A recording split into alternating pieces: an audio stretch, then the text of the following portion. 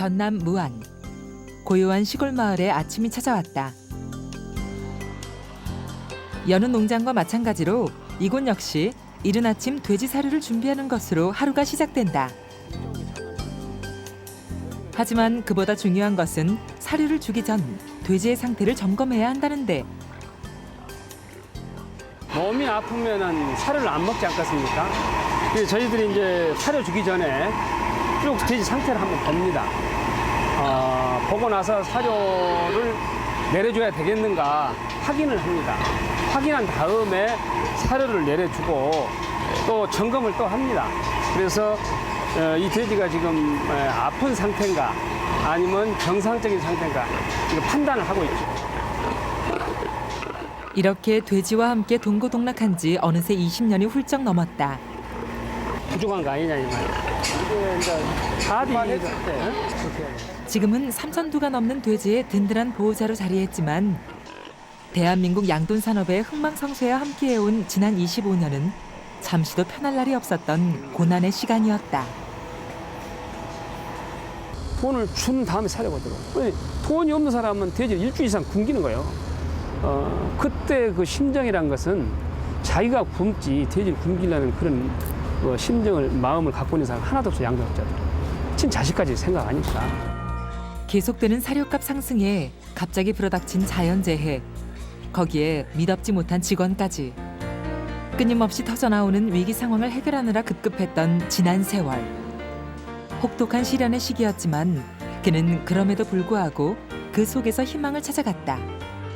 우리 목표가 지금 매매서 24도입니다. 24도인데 연간 돼지 출하 키로수가 2,500kg, 한 마리가 2,500kg를 판매할 수 있는 그런 실력을 갖고 이런다면은 지금의 이 사료 가격에도 그냥 무너지는 그런 양돈이 아니라 충실하게 기본에 충실하면 충분히 극복할 수 있다. 우리 양돈 산업의 미래는 보인다. 그만의 노하우가 집적돼 있는 돈사. 세월의 흔적을 무시할 순 없지만 이곳 돼지들에겐 가장 알맞은 환경이다. 가장 대표적인 것이 돈사의 온도를 낮춰주는 쿨링 시스템인데, 하지만 이 시스템을 갖추기까지 어려움도 많았다. 여러 번 실패해봤죠. 또 이 방법 말고 프레온가스에서 냉방 시스템 해봤습니다. 에어컨식으로, 공냉식으로. 그것도 실패를 해봤습니다. 그래서 무엇이 가장 적은 비용을 들고 효과적인가 하다가 이 방법을 여러 차례 시행을 겪으면서 지금 최근에 이것이 정착이 돼 있었습니다. 그에겐 친자식과도 같은 돼지들. 그렇게 정성으로 보살펴온 농장은 어느새 우수농장의 반열에 올라섰는데, 어미 돼지가 1년 동안 출하하는 마리수를 말하는 MSY. 한국 평균이 14마리인 것에 반해 이곳의 MSY는 무려 23마리다. 하지만 불과 3년 전까지만 해도 높은 폐사율로 골머리를 앓았다고. 저희 농장도 한 30% 정도 폐사율이 있었을 때가 있었거든요. 질병이 한 3년 전부터 그런 질병이 왔지 않습니까? 그래서 그걸 극복하고 새롭게 지금 출발한 것이 한 1년 이상 됐는데 지금 한 5% 정도 수준이다, 폐사율이. 그래서 저희 목표는 1% 이렇게 지금 도전을 하고 있습니다. 돼지의 생산성을 높이기 위해 그가 선택한 방법은 바로 종돈 관리. 뛰어난 종돈을 직접 마련해 정액을 채취하고 인공 수정을 통해 우수한 돼지를 생산하고 있는 것이다. 그 인공 수정하게 된 동기가 90년부터 시작을 했습니다. 이 농장을 이대로 가서는 안 되겠다. 우리나라도 외국과 같은 그러한 선진국 대회를 끼어야 되면은 분명히 이제 이 액상 정액을 써야 되겠다 해서 그때부터 기술 습득을 위해서 여러 군데 부단한 데 찾아다니면서 세미나를 통해서 교육을 통해서 받아가지고 실수도 많이 했죠. 이런 종돈 관리는 외부로부터의 질병을 막아 돼지의 생산성을 높였다. 또한 그는 외국에서 우수종자의 냉동 정액을 공수하고 자체 순종을 선발하는 등 철저한 종돈 관리로 경쟁력을 확보하고 있었다.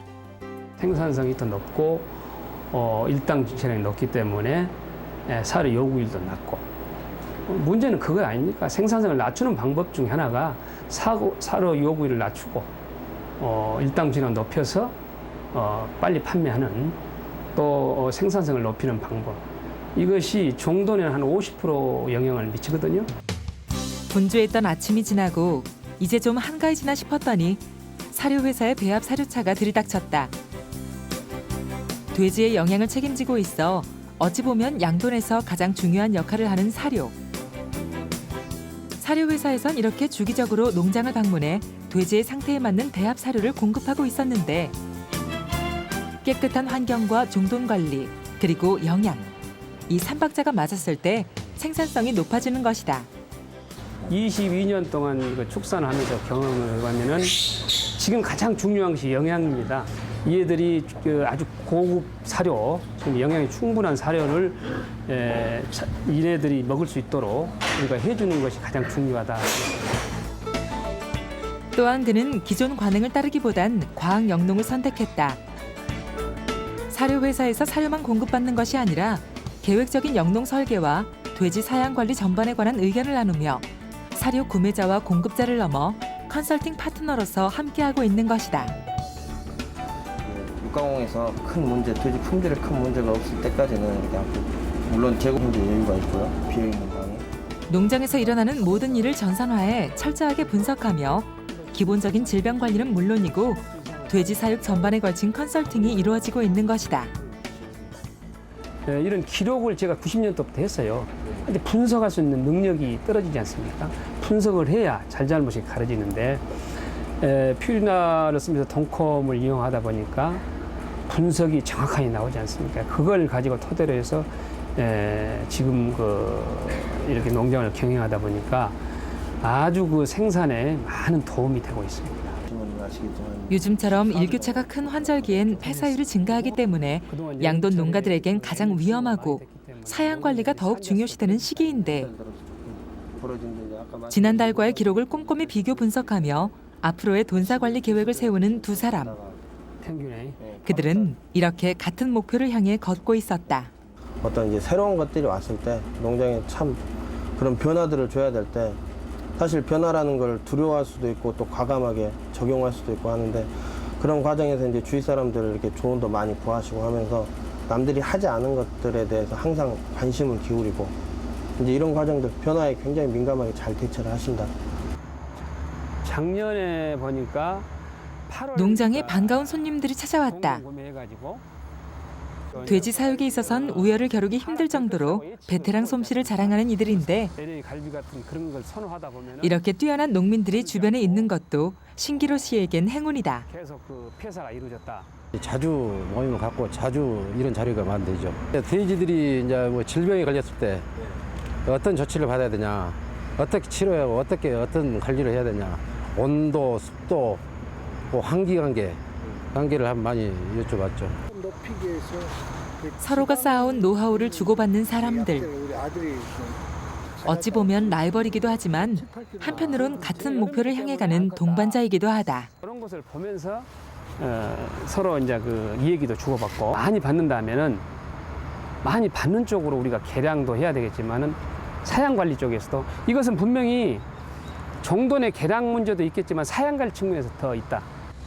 그렇게 거치면서 지치고 해야 될 법도 한데 한 번도 제가 보기에는 견눈질 한 적이 한 번도 없었습니다. 오로지 오길만이 해야 할 길처럼 그렇게 우직하게 할 정도로 그렇게 열심히 하신 분입니다. 그래서 저희들도 평소에 그런 부분도 개인적으로도 그러고 많이 귀감이 되고 있고 그럽니다.